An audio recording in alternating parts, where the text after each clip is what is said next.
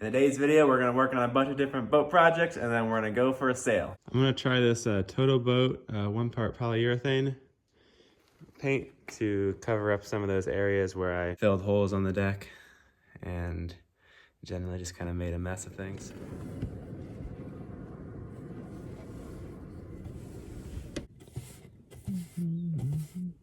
I'd say that worked pretty good. Can't even tell there was ever a repair from 10 feet away.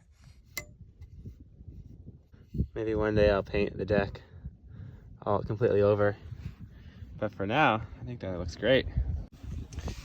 Now that I've got this painted up, I think it's time to put my new engine throttle control in. I'll just stick that guy right there.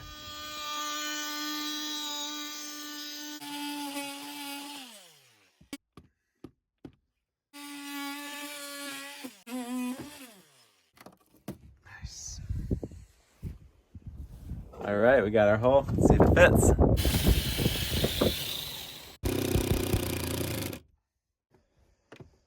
Now, if only that was all I had to do. Now I have to put this backing plate and connect all these cables. So I put some grease on this now, so hopefully it will last longer. And I'm reusing this backing plate because the old one was a little bit different, and the new one is a little bit different, I mean.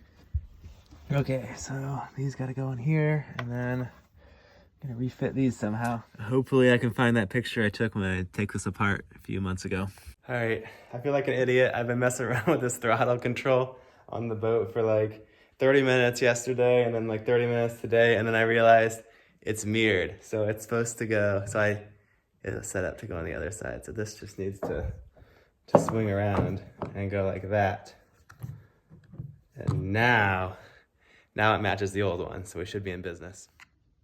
Of course, now my holes are drilled in the wrong spot. So I've got to re-drill those. So I think we are in business. It feels good to have that done.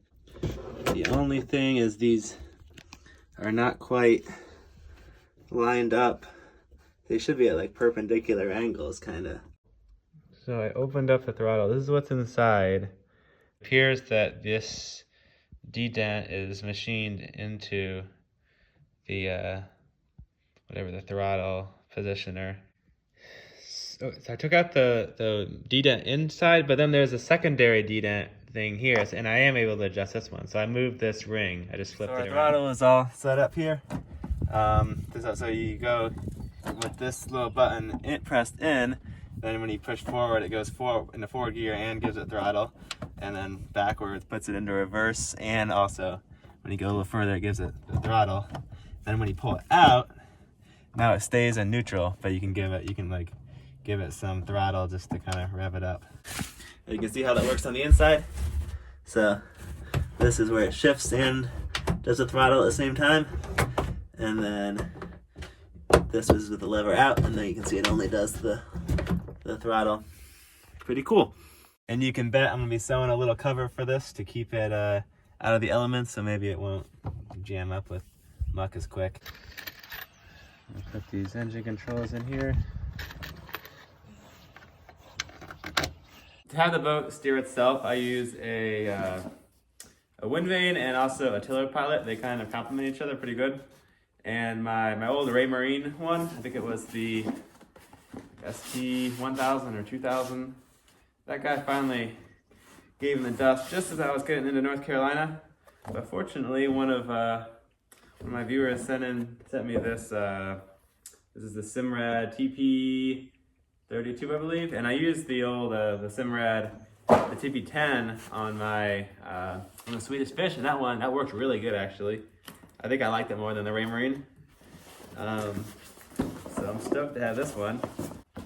Open her up. See, so I'm going to install the new deck plug. So here we have the plug. So here's my new autopilot socket. It's almost exactly the same one as the other one, but this one has more pins because it can go to like a NEMA chart plotter or something. I don't have any of that fancy stuff though. My chart plotter is just using my phone. Today, I'm gonna rewire the mast. I just bought a 500-foot roll of wire just because There's a bunch of stuff I want to wire eventually, and I don't like to have to be stingy with my wire. It's kind of expensive, but it's a lot cheaper in bulk. I'm using 14 gauge tin copper duplex stranded marine grade wire by Encore.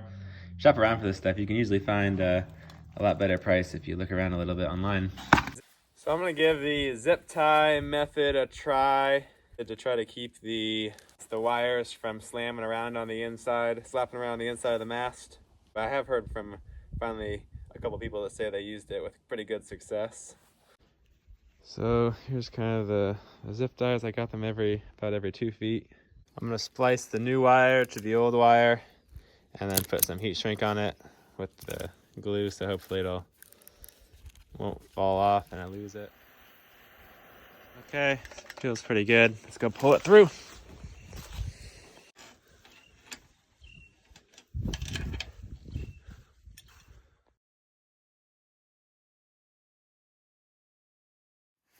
We're at that last little bit. Yeah, sweet. Can't believe I did that without breaking the wire. Well, darn. Well, I was pulling this wire through. I accidentally sucked my wire that went from the bottom of the mast to the top, so I got nothing now. I can actually see it in there. It's like 6 foot back there, but I just can't quite reach. It's like up here, and I tried to fish it out, like making hooks and stuff. It didn't really work. So I got a bunch of PVC, and I'm going to screw it together because I really don't want it to come undone. I don't want to try and glue it.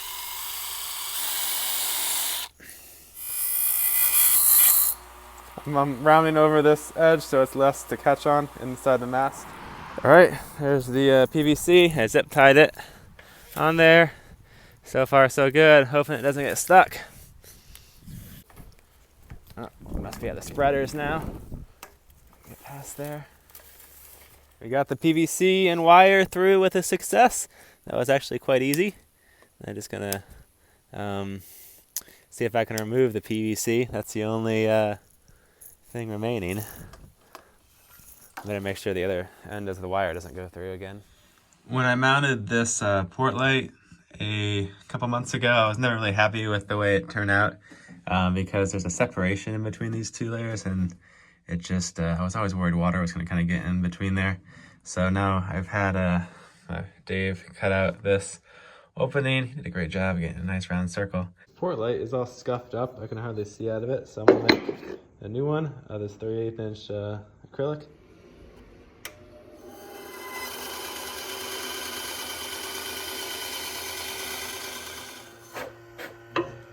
I'm using acrylic just because this was some leftover from the Dodger, and it's pretty solid stuff. I think it will make a good window. So very clear.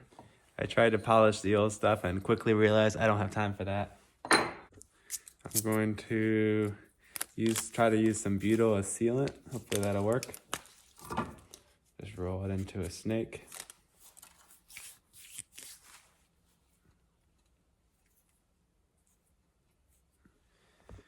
So I just pressed in some butyl tape there. I don't know how much I need to do. I think that might be too thick. Let's see. We can always go back and fix it. Just try to press the glass in there. I'm just gonna screw this on here, and hopefully the front surface will make a nice good seal. Should be good enough. I'm gonna get my special custom tool I built the other day for this light. See, it has these two little pieces. I just cut a notch out of this piece of scrap metal, and then it fits in here just perfectly.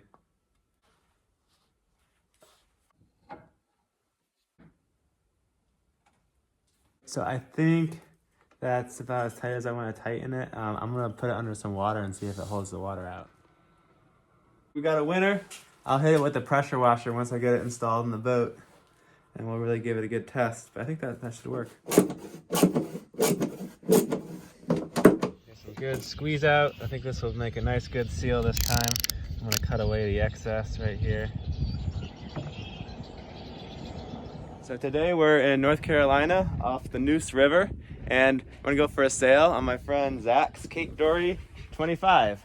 And so the boat I have is a Cape Dory 28, so this is kind of just like a mini version of that, and it'll be fun to kind of see how it handles differently. We're untying the lines. We'll do it.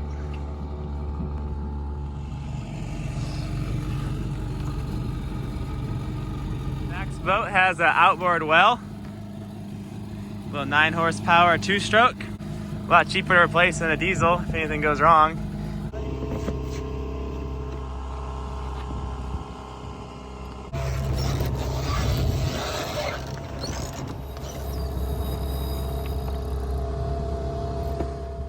We just cut the motor and we're sailing. We got about 6 knots of wind and we're doing 2 knots of boat speed. This thing sails a lot better than a motor. Yes, it does. It does. The rudder just got a lot more responsive. Got plenty of depth here. We got 9 feet. This boat has a 3-foot draft, and mine has a 4-foot draft. It's just a little scaled down version of the Cape Dory 28.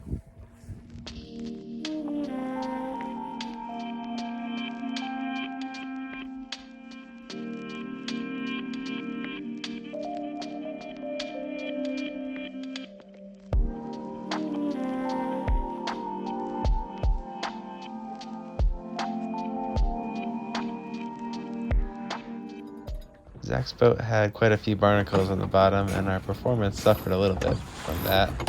But overall, it was a pretty nice sailing little boat, very similar to mine.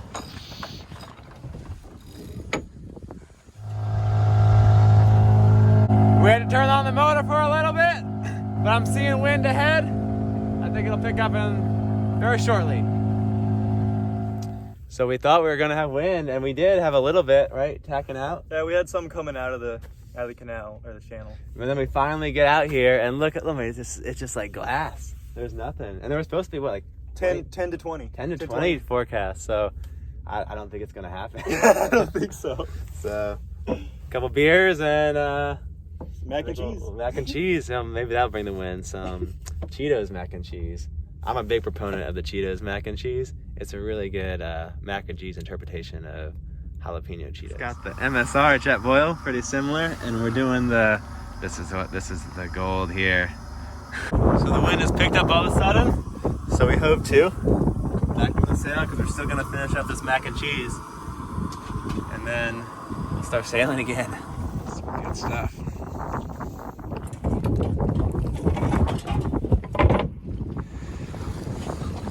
We're moving.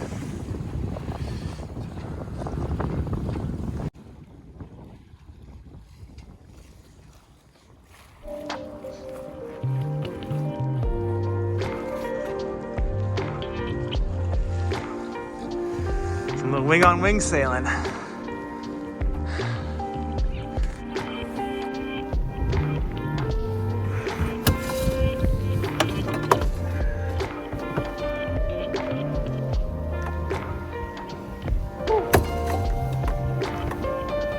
It was pretty easy to get the rail in the water on this little boat, which made sailing really fun once the wind finally picked up.